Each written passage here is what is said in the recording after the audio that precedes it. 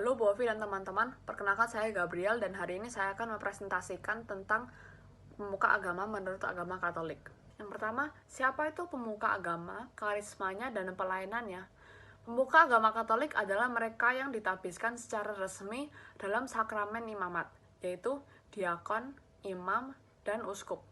Mereka dipercaya untuk memimpin umatnya dalam iman. Karisma dalam agama Katolik adalah pemuka agama Katolik yang memiliki karisma khusus dari Roh Kudus melalui tabisan, yaitu kuasa untuk mewartakan Injil, menguduskan umat lewat sakramen, serta memimpin umat Allah. Pelayanan dalam agama Katolik yang pertama adalah pelayanan uskup, yaitu mengembalakan keuskupan, mengajar, menguduskan, dan memimpin. Yang kedua adalah pelayanan imam, yaitu untuk memimpin misa, memberikan sakramen, dan mengembalakan umat paroki. Yang terakhir adalah pelayanan diakon, yaitu untuk membantu pelayanan liturgi, sabda, dan karya kasih. Yang kedua, siapa sajakah pemuka agama tiap tingkatannya? Dalam gereja Katolik ada 5. Yang pertama adalah paus, yaitu pemimpin tertinggi gereja Katolik sedunia. Yang kedua adalah kardinal, yaitu penasehat paus dan calon pemilih paus baru. Yang ketiga ada uskup agung atau uskup, yaitu memimpin keuskupan atau keuskupan agung. Yang keempat ada imam, yaitu romo atau pastor yang memimpin paroki dan pelayanan umat.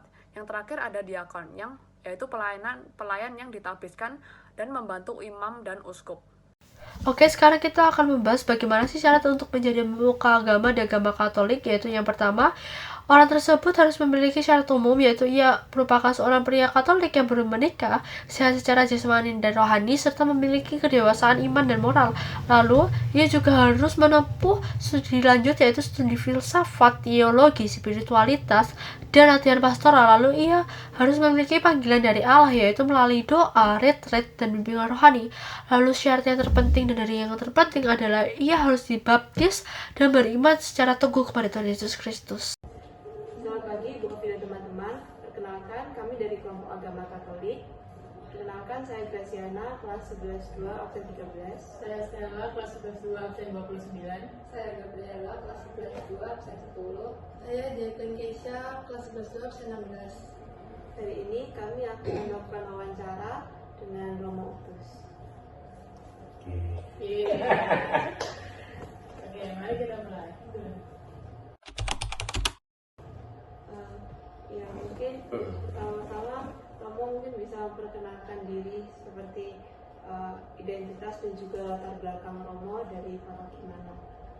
Ya, baik, terima kasih. Selamat siang semua teman-teman dari SMK Santo Paulus. Ya. Saya Romo Yosef Utus Okarm. Ya.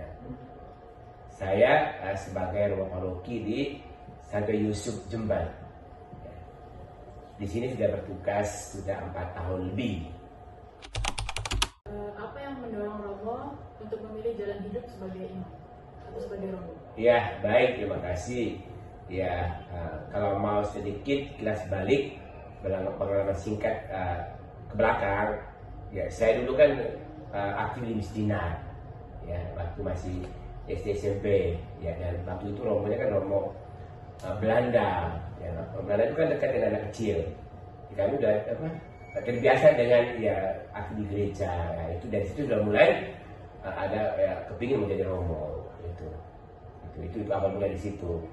Ya, terus berlanjut, ya masuk seminari menengah S3 SMA, ya, lalu Frater, masuk Karmel, ya kuliah ya Frater itu sekian tahun, dan jadi imam itu 2001.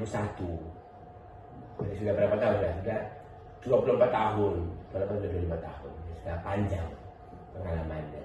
Ya, itu. Kira-kira untuk menjadi Romo itu apa syaratnya? Terus yang paling penting jadi Romo itu apa? Ya, syarat ya paling pertama tuh gini, dia punya ya niat atau kemauan untuk menjadi imam. Itu paling dasar, paling awal ya. Kalau dari dirinya tidak ada niat untuk menjadi imam, nanti kedepannya akan mengalami kesulitan ya. Walaupun orang tua atau lingkungan teman-teman mendukung, tapi kalau dianya tidak punya niat atau panggilan, masalah lainnya itu tidak akan jadi ya, itu ya itu. Hal yang kedua itu saya ya harus mengikuti tahapan pendidikan, misalnya seminari menengah, ya, dan juga masuk namanya itu ya frater, ya frater itu, dan juga ya juga kuliah di frater juga, dan pada akhirnya juga ya jadi imam. Ya. Ada yang berikutnya syarat itu ya memang dia harus sehat secara fisik ya, dan juga mental sehat ya. Bahkan sekarang sudah ada tes juga, tes ya kesehatan mental macam ya, itu akademisnya berapa ya, itu juga dites ya. Memang manusia juga tidak ada sempurna, tapi paling nanti ya minimal itu ya di atas standar ya, untuk mengukur kemampuan orang seperti apa ya. Kalau di bawah standar dan semua rendah ya orang punya kesimpulan nanti ke depannya mampu atau tidak ya. Nah, itu ya. Memang orang bisa orang bisa berkembang ya, tapi kan kalau standarnya sudah di bawah standar nanti juga kedepannya agak kesulitan ya. Sehat ya, dan juga pasti laki lah ya, kalau perempuan kalau jadi imam kan laki, dan juga orang baik ya, tidak baik kan, baik itu jujur, disiplin, kalau hidup agamanya juga ya patut di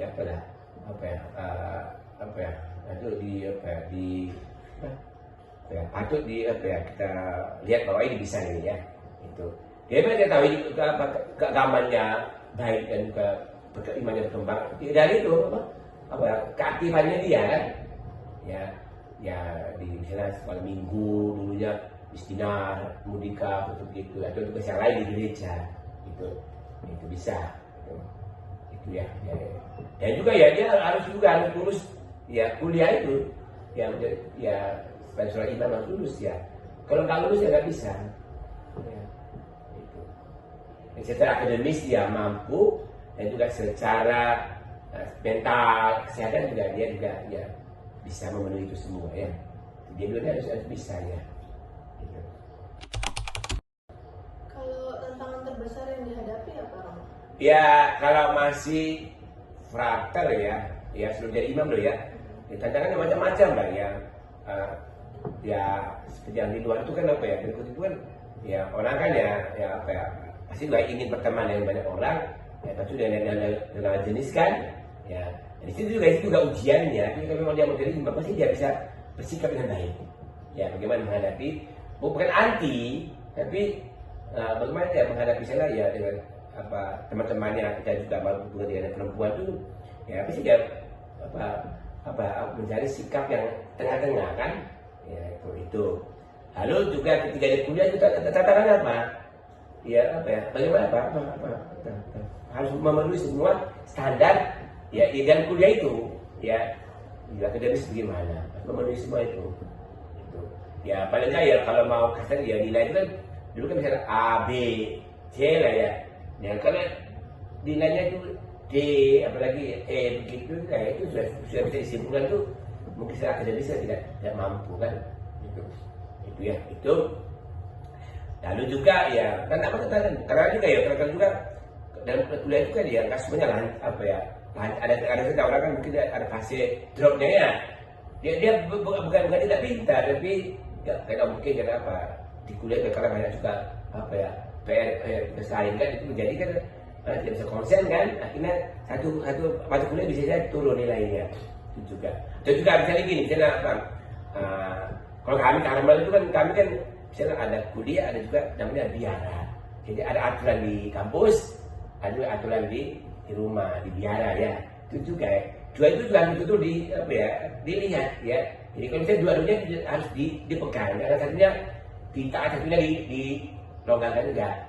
Nah, di sini betul-betul ya bagaimana kematangan seorang kata itu untuk membagi waktu untuk itu. Ya satu kali mungkin ada saja dia lemah ya, tapi kan dia harus bangkit kembali untuk bagaimana semua bisa diikuti dengan baik. Ya itu kalau pacarnya ya kadang-kadang juga ya. Zaman sekarang kan kalau zaman dulu kan ya ini namanya internet itu belum terlalu ya belum muncul internet itu.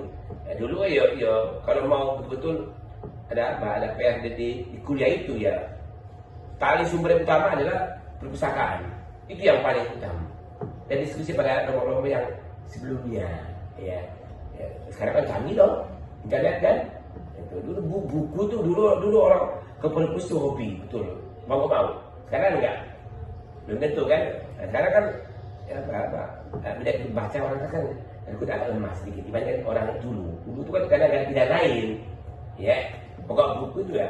Kalau kamu tidak ke perpustakaan tidak baca buku, berarti kau ketinggalan. Ya, sekarang kan cepat informasi baru kan. Itu kadang-kadang begitu ya.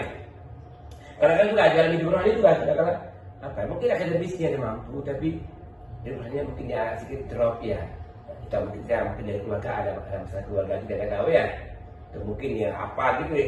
Itu mungkin juga jadi rohaninya bisa drop, tapi akademisnya naik. Ada yang makanya di sini butuh suatu apa? Kematangan orang bagaimana ya. Wah ini yang sampai ini turun yang bisa dipegang. Ya, itu. Kalau sudah dari Romo kan tantangannya apa ya? Bagaimana berpastoral dengan umat yang karakternya macam-macam.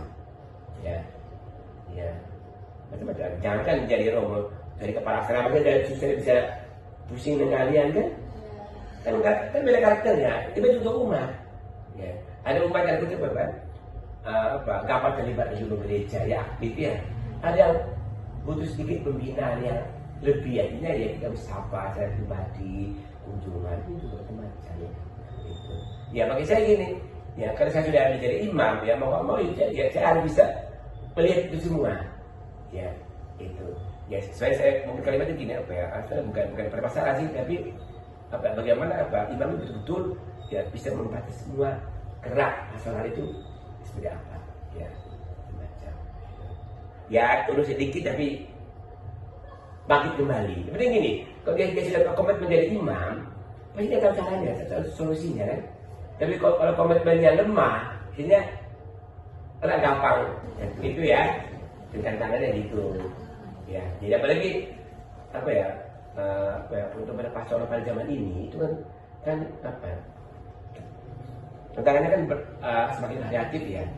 Mengapa? Karena sekarang kan umat kan banyak pilihan-pilihan yang lebih menarik kan. Ya, daripada kata hidup gereja. Itu tantangan bagi Sulaiman itu juga bagaimana umat itu juga ya kita tidak menyangkal ya tentang pilihan dunia menarik, tapi bagaimana pun dalam hal iman kita harus ke sana. Tanya mereka, oke, hal yang kamu pegang jangan ditinggalkan, karena kalau tanpa iman kalau bekerja kamu nanti mencari yang pribadi yang pincang. Ya, itu tidak gampang. Ada umat dia dan ya semua apa yang imam buat itu kan cuma itu berumat kan. Ada yang kontra kan, nggak apa-apa, itu hal yang lumrah. Tapi ya apakah itu kita harus berhenti untuk melayani tidak? Itu ujiannya. Ya, itu sih, konsep begitu. Ya. Bisa ceritakan Romo pengalaman yang paling berkesan atau membahagiakan selama jadi Romo? Gini, ya saya gini ya, saya bahagia kenapa? Karena itu pilihan saya. Ya. Jadi itu bahagia itu variatif ya. Ya, pada masa tiap orang beda-beda pada presiden tentang apa itu bahagia. Bisa begini, bahagia gini ketika saya melayani itu ya umat ya bisa umat dengan baik ya. Kita sapa juga ya, udah bersama umat juga kunjungan umat itu lalu umat juga beraktif ke gereja. Nah, itu kan bahagia kan? Ya, lalu umat juga misalnya juga kalau gereja juga disiplin. Ya, tidak banyak terlambat, itu kan bahagia juga kan? Nah, kalau banyak umat nggak terlibat, dan juga ada persoalan umat itu juga DPR itu bagi imamnya, ya. Itu buat bahagianya. Nah, bahagia itu apa? Karena saya pilih sendiri jadi imam, nah itu orang masih akan ikuti itu. Tapi kalau dulu bukan pilihannya dia, nanti biasanya kalau ada soal biasanya orang mencari akan jatuh. Seperti itu. Jadi kalau kamu rajin, disiplin ke gereja, itu sudah gimana bahagia itu romonya ya. Siapa mau tahu masuk saya lagi? Romo, itu udah. Itu kalau saya begitu, renungannya begitu. Ya itu. Jadi bahagia itu apa ya? Tidak apa. Siapa mesti bertanya bahwa semua umat itu mengikuti kemauan kita tidak. Dia nggak ada sebelum umat. 5 atau 7 yang rajin, itu sudah bahagia loh. Satu juga bisa bahagia. Bisa. Ya bahagia kan semuanya kan harus nurut ya, tapi kan yang fakta kan ya kan tidak semua. Memang tidak ada semua satu gereja persatu semua orang tuh itu rajin itu. Ada yang juga. Kadang-kadang juga ada yang lepas ya terkutip ya. Ya kalau bahasa Jawa itu kan mokong ya, nggak nurut ya. Mungkin sudah cukup sampai sini Romo. Ya, terima kasih ya. Terima kasih itu. atas Ya, terima kasih. Iya, video dari kami. Terima kasih. Terima kasih, selamat siang. Sampai jumpa.